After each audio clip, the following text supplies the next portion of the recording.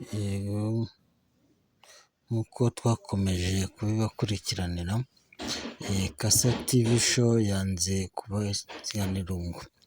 Ku nkuru y'ibiza murabibona, umunyamakuru wa Kasa TV uyu munsi yagerageje kubakurikiranira uko inzego zimwe na zimwe zirimo kubyitwaramo. Ndabona umunyamabanga muri Minisiteri y'Uburezi yagerageje kwifatanya n'abanyeshuri biga mu bice bya Nyundo gukorana umuganda nabo.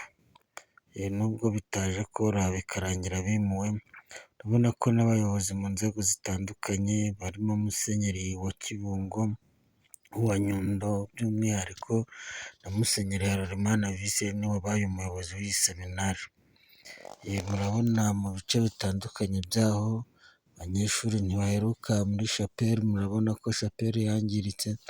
Muri rusange ubuzima bwarahagaze, ariko twababwira ko kugeza magingo aya abenshi batangiye gusubira mu masomo, birimo biragenda neza.